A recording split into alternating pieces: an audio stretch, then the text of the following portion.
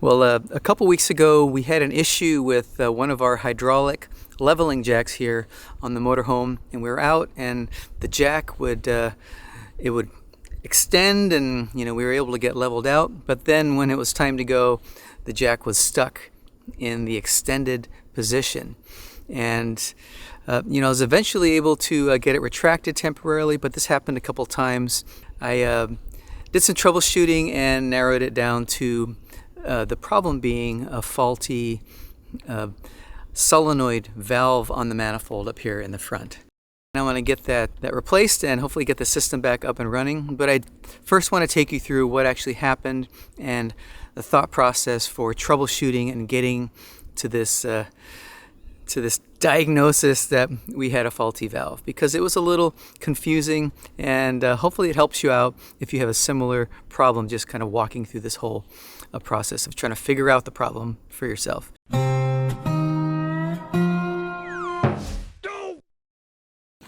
Now on our RV, the hydraulic, the whole manifold and valve assembly and pump and all that stuff is located right here on the front. I know some RVs it's in a different spot, but right here it's on the front. So I'm going to go ahead and remove the grill to make it easier to access, and also remove this access panel here. It does pop down, but I found it just much easier to work on this area in this engine compartment with this thing just removed. It's just 4 bolts, so get that done first.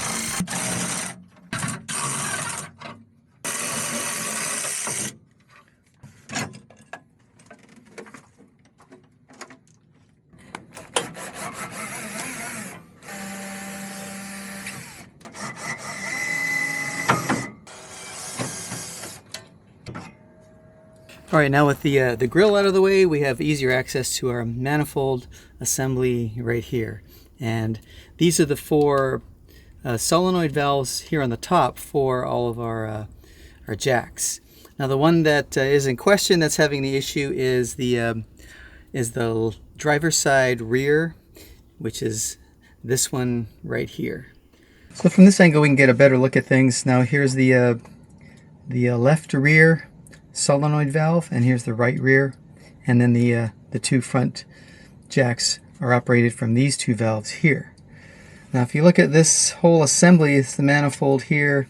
We've got hydraulic lines going out to each of these jacks for each of these valves. So this line goes out to the left rear jack, this line goes out to the right rear jack, and these 2 hydraulic lines go to the 2 front. I believe this is the right, and this is the left, which is the driver's side.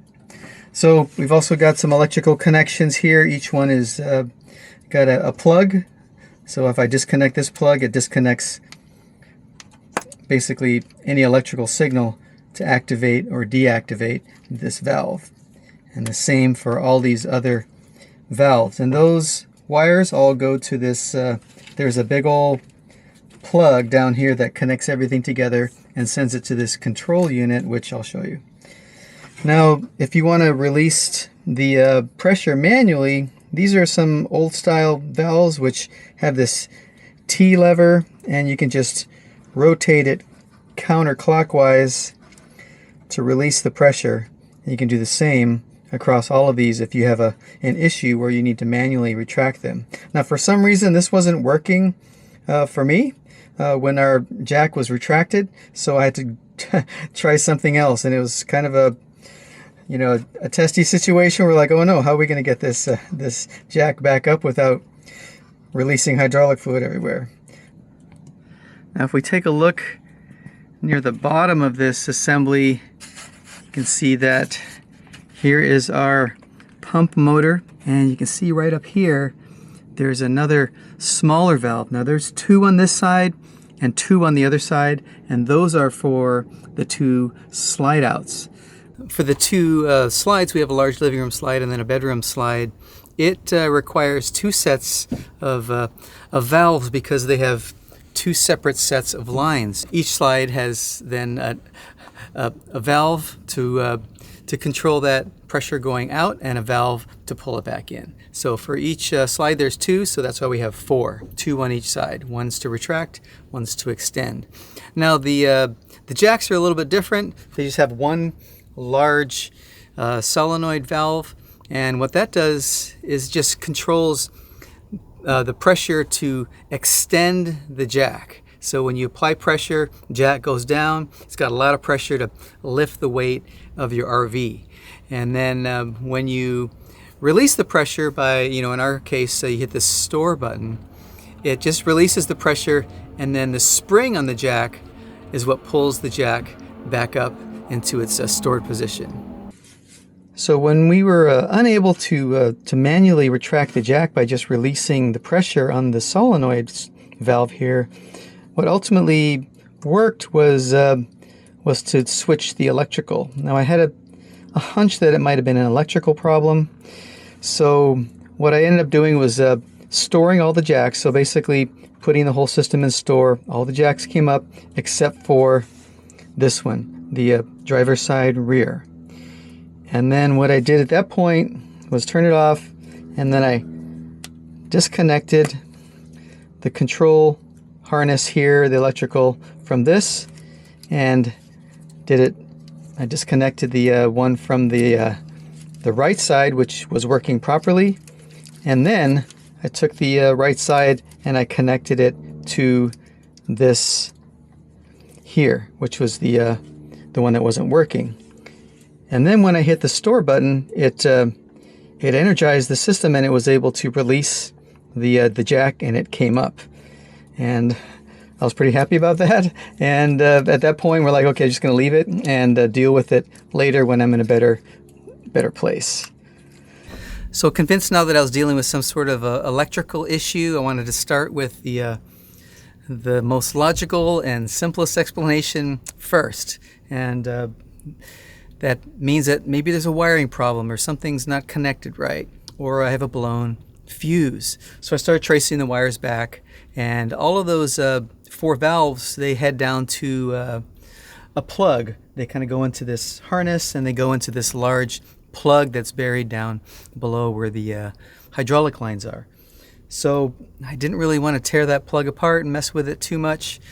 So what I did do is just disconnect it and reseat it and double check things, and yeah, still same answer. So from the plug, I needed to work my way back, and that's what led me inside the coach and underneath the dashboard on the floor to trace the path of where those wires from that plug ultimately start. And they go in through the firewall, and they go to this control box. All right, so inside the coach in the driver's side here, we have our leveling system control board. So this is where we turn everything on, store everything, to retract everything, and set our levels. Now, this is connected to the control box, which is over here. This just turns switches on and off, but it's the control box that actually enables circuits and sends voltage and activates the pump motor and all that stuff. And that's located somewhere behind here. And in our coach, it's down here. Now it's a little hard to get to, but luckily I knew that this existed because I've checked it out before. And yeah, once you get it released here, you can see that there's a bunch of pins. So here we've got the big pin on the bottom, big plug that connects the control box to the control panel, and then from the top is where all of our power connections are. There we go. It's very tight. I'm also going to unplug this plug right here, which is our incoming power.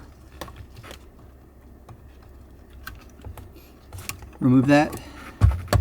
And from here, if we look at the top of it, we've got our ground coming in. This is the plug that I just removed, which is our incoming 12-volt DC power. This plug goes out to that other plug that's over by the manifold. So this is where the power comes out, energizes or de-energizes the valve. And this is the outgoing power that controls the pump itself and a couple other things. But as you can see here, we've also got some fuses, which is what I was looking for. So each one of the solenoids has a fuse. So turns out this is the fuse for the left rear, and this is the left right, and then these two are the fronts, and these are the fuses for our slide out hydraulics. So I pulled this fuse out, and guess what? It's blown. So perfect, right? I find a blown fuse. I've got this figured out. That's the problem. Cheap fix. Not so fast. So I replaced the fuse and put everything back together, and lo and behold, the system works. You know, I was able to pull the slides out. I extended the jacks and I retracted the jacks. Everything is working fine. So I let it sit like that for a couple days.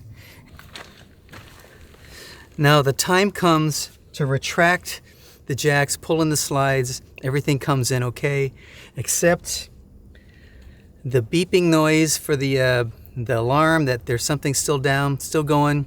And I come back here and take a look, and sure enough, this jack is still extended and stuck in the down position. So I've still got a problem.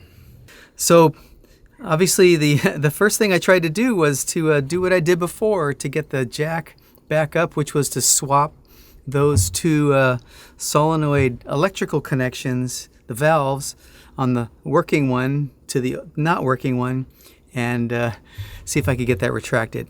Did not work the second time. So I eventually was able to get it up by putting in a fuse, trying to store it, blew the fuse. I did it a couple times, went through a couple different fuses before I got it to the point where one of them actually worked. So I was able to find this this diagram in the manual. Yeah, this one here, that showed me this plug. And this is, remember, the plug that goes out to the manifold and the solenoids to pressurize or depressurize that line. And I wanted to find the one that I was having issues with, and that's the left rear. So that's the top one. So I wanted to double check that pin on the plug that went through the firewall, just to make sure that I had a good connection from there all the way to the solenoid plug itself. Now luckily I had this plug here. I just had a couple of these, and I was just surprised that it was the exact same one that is used for the solenoid, so it made it a lot easier to test. So I could just take the this end here, which is going to plug right into the solenoid, and then on this end I could put a couple of connectors and then attach my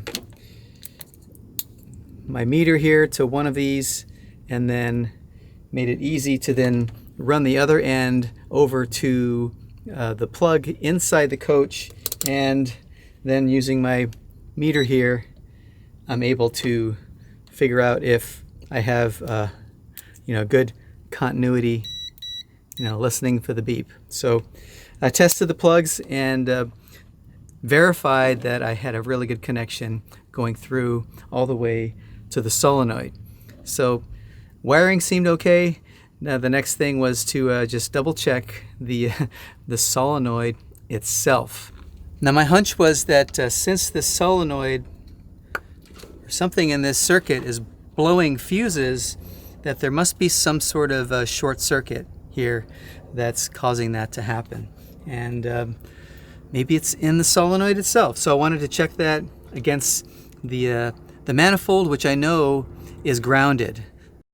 What I did is I put my meter here in continuity check, so I can just make sure there's a connection. Select this so it beeps, showing 0.23 ohms.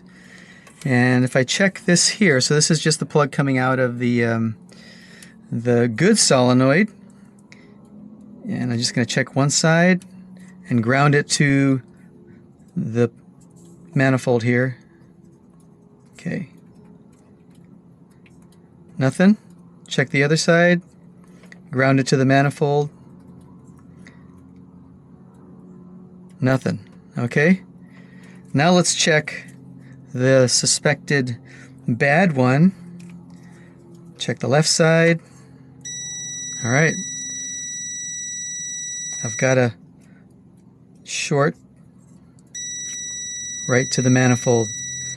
So that tells me that something inside here is shorting this out, and when the valve is activated to pressurize the system, enough current goes through there, through that short, and it blows the fuse. So let's double check that again. Yep.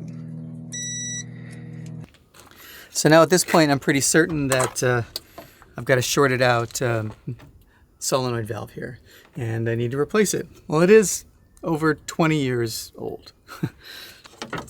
What I did is I ordered a replacement using a source that I've used before, which is a Stewart's, and they're a HWH service center, and they're in Indiana, and I've ordered stuff from them before. But I went ahead and ordered 2 of these, and I ordered a spare small one, which is for the slide outs, because I think it's just a matter of time when these things will start failing on me. At least I'll have replacements, but they're expensive. One of these, they run close to like $400 or so. Yeah, I was trying to avoid having to bite the bullet and buy some of these valves, and I figured now I have replacements in case I run across a problem where I have a bad valve. What I did do from Stewart's, they do sell refurbished ones, so I got refurbished ones, and that saved me about $40 or $50 per solenoid valve. So now I have the replacement, and we're ready to go ahead and install this thing. All right, now before I remove the bad valve, I want to first make sure that the whole system is depressurized. So, make sure all the slides are in, make sure all the jacks are up, and all the fluid is back in the reservoir, and there's no pressure. So I'm also going to rotate the those little T valves on those solenoid valves in the counterclockwise direction to release any pressure on the individual valves, just in case there's some built-up pressure there. So when I unscrew this valve, I don't want any hydraulic fluid to come squirting out at me. So wish me luck. I'm gonna take this wrench here and should be able to slide it in, get a hold of this, just see if I can move it a little bit. Okay, it's moving a little bit counterclockwise, so just slowly turn it that way, unscrew it.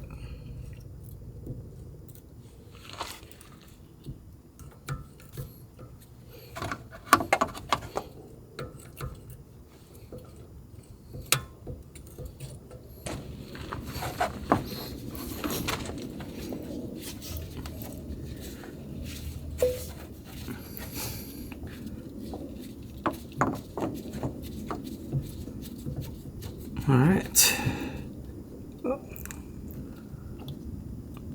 A little bit of fluid came out, but not much. There we go. There's our valve.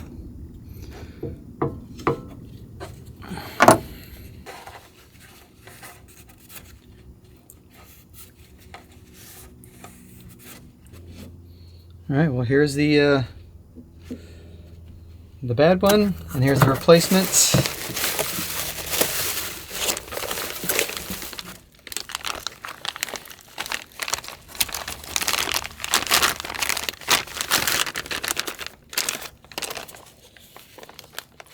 All right, you can see this one is a little different, and it also has a different type of release mechanism. It's got this tab you flip up, so that's depressurized, and this is pressurized. So this is just a newer model. The rest of it should be fine. Now this also has a little pigtail on it that it says do not remove, and looks like it has a diode in here somewhere, so I'm not going to mess with that. I'm going to leave it on, even though I don't think I need the length, but we'll go ahead and install it. I'm gonna hold it from underneath here so it'll give me a better angle. Got my O-ring here, O-ring in the back. I'm gonna gradually get it threaded.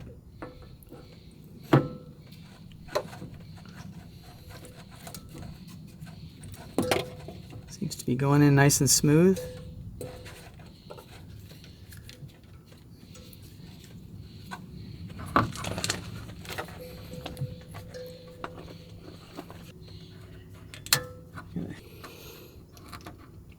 Okay, switch to this.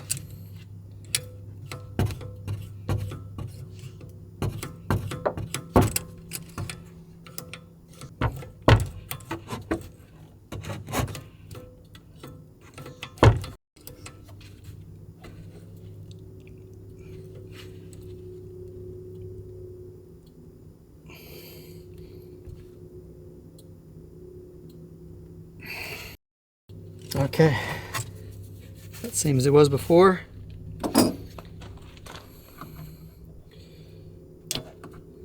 Repressurize, tighten the manual release on all these.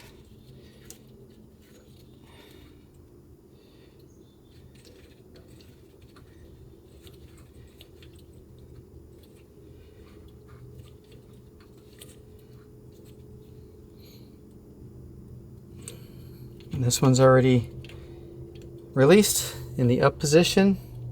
One quick thing we can do before we go ahead and test the whole system is just to verify here that we don't have that short anymore. So we've got good continuity there. Now if we stick it in there, yeah, nothing. Okay, so seems to be normal again. Connect that, give her a test.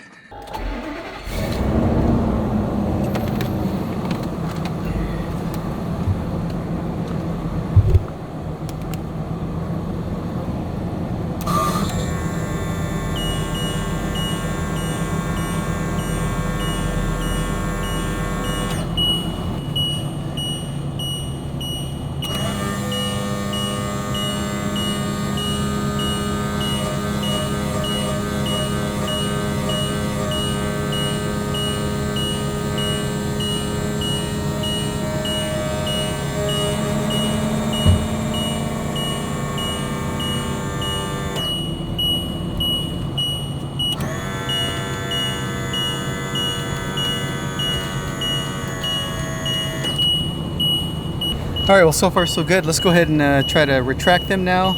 And I'm gonna do this a couple times just to get the system pressurized and flushed out. But yeah, I'll go ahead and retract the jacks, hit store, and make sure everything's working okay.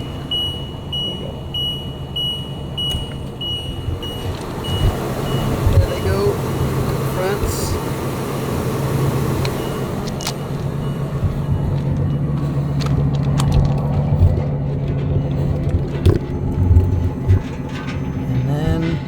The rear.